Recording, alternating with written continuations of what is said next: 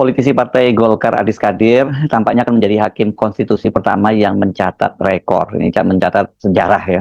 Tapi ini bukan rekor atau sejarah yang membanggakan. Karena baru sehari dilantik oleh Presiden Prabowo di Istana Presiden, dia sudah dilaporkan ke Majelis Kehormatan Mahkamah Konstitusi atau MK-MK. Yang menarik ini, Adis Kadir dilaporkan bukan karena masalah etika ketika dia menjadi hakim MK, karena dia memang belum bersidang, tapi justru yang dipersoalkan adalah proses ketika dia terpilih di DPR. Dan yang melaporkan ini juga nggak main-main. Ada sebanyak 21 akademisi dari berbagai perguruan tinggi dan juga praktisi hukum. Beberapa di antaranya bergelar profesor dan doktor.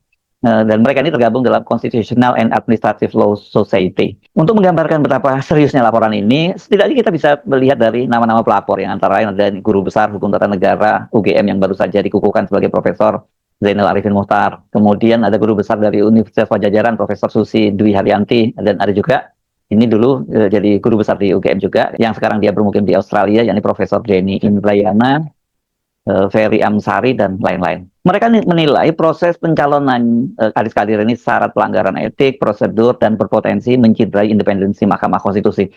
Kalau civil society malah banyak yang mengkhawatirkan ini adalah upaya dari DPR untuk menganeksasi atau mengendalikan Mahkamah Konstitusi, karena Adis Kadir ini bukan anggota DPR yang pertama yang menjadi hakim Mahkamah Konstitusi. Sebelumnya ini ada politisi dari Partai Persatuan Pembangunan, yakni Arsul Sani, yang menjadi hakim Mahkamah Konstitusi. Ya, mereka ini sebenarnya politisi karena dia baru saja mundur sehari sebelumnya mundur, dan kemudian dia dilantik menjadi hakim Mahkamah Konstitusi. Adis Kadir dilantik menjadi hakim Mahkamah Konstitusi itu di depan Presiden Prabowo pada tanggal 5 Februari 2026 bersamaan dengan pelantikan Wakil Menteri Keuangan Juda Agung. Adis Kadir menjadi hakim Mahkamah Konstitusi usulan dari DPR menggantikan Profesor Arief Hidayat yang telah memasuki masa pensiun. Kadir, dia adalah seorang politisi Partai Golkar dan sebelumnya itu dia menjabat sebagai Wakil Ketua DPR RI. Pada akhir tahun 2025, Adis Kadir itu bersama dengan sejumlah anggota DPR lainnya, Anda masih ingat ya, ada Nafa Urbah, ada siapa lagi, Uya Kuya, ada Eko Patrio, dan juga ini Sahroni ya dari Nasdem ya. Kalau Nasdem ada dua berarti ya, ada tadi Nafa Urbah dan Sahroni, dan kemudian yang dua dari PAN, dari Uya Kuya dan Eko Patrio. Sementara dari Golkar Adis Kadir, dan ini kebetulan dia nggak main-main jabatannya karena dia adalah wakil ketua DPR, kemudian dia dinonaktifkan karena ucapannya yang dianggap tidak layak berkaitan dengan uang sewa rumah para anggota DPR ya pada waktu itu, dan viral sekali. Mereka ini dinonaktifkan karena dianggap melakukan pelanggaran etika, dan kemudian diproses oleh Mahkamah Kehormatan Dewan, itu MKD. Ini waktu itu serius juga ini karena sampai beberapa bulan mereka dinonaktifkan dan tidak menerima gaji, tidak menerima tunjangan, dan lain-lain. Tapi kemudian ini oleh Mahkamah Kehormatan Dewan, mereka ini semua dipulihkan statusnya sebagai anggota DPR, dan dinilai tidak ada bukti bahwa mereka melakukan pelanggaran etik. Setelah MKD DPR RI memutuskan bahwa Adis Kadir tidak terbukti melakukan pelanggaran etik, kemudian dia dipulihkan sepenuhnya sebagai anggota DPR RI. Dan seharusnya dia selain kembali menjadi anggota DPR, dia juga kembali ke kedudukan semula sebagai wakil ketua DPR. Jadi kalau versi MKD itu tidak ada ya pelanggaran etik itu. Jadi Adis Kadir dinyatakan bersih. Tapi ternyata Golkar, ini partai tempat dia bergabung, itu mengambil keputusan politik yang berbeda.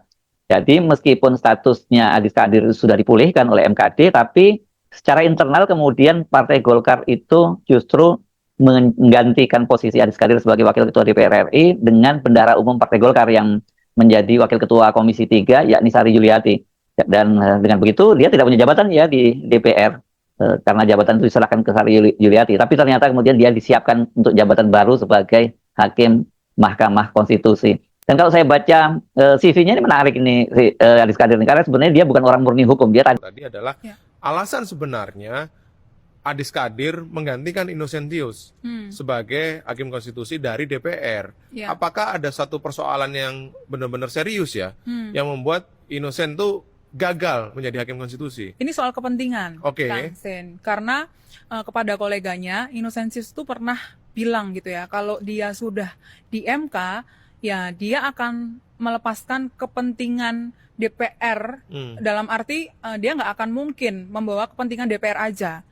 Yang dia bawa di MK ya adalah kepentingan konstitusi gitu, dan independensi di hakim konstitusi itu kan sulit sekali untuk digoyang dan hampir tidak mungkin digoyang. Katakanlah Arsul Sani gitu ya, ketika masuk sebagai hakim MK, dulu masyarakat sipil juga meragukan Arsul Sani ya. Yes. Tapi belakangan kemudian masyarakat sipil sedikit melihat Arsul Sani ini, oh independensinya Arsul Sani bisa diuji sampai sekarang ya, paling tidak sampai sekarang gitu.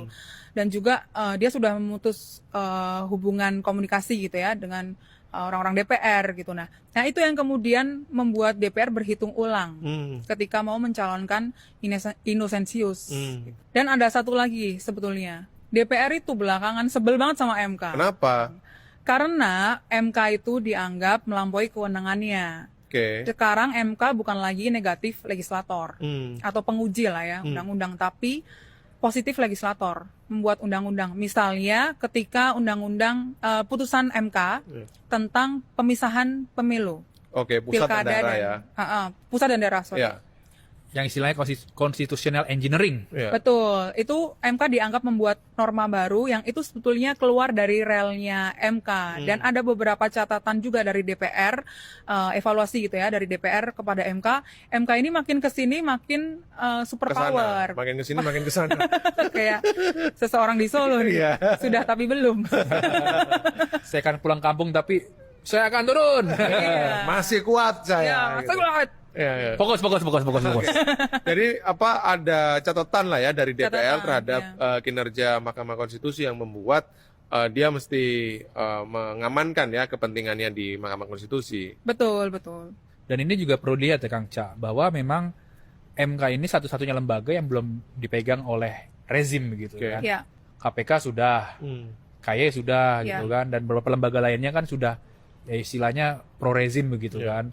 Dan MK ini tadi seperti Cica jelaskan bahwa memang banyak produk undang-undang hasil pemerintah dan DPR itu ya dibatalkan, dipatahkan lah ya oleh MK, dan meminta DPR itu mengubahlah undang-undang seperti itu. Ya, kenapa MK membatalkan? Karena memang proses-proses pembentukan undang-undang itu ya nggak transparan, tidak minim partisipasi publik dan rata-rata tidak pro rakyat gitu ya. Dan tidak sejalan, yang paling penting adalah tugas Mahkamah Konstitusi adalah menguji apakah undang-undang atau produk legislasi itu sejalan dengan konstitusi atau tidak. Betul. Itu kan makanya namanya Mahkamah Konstitusi.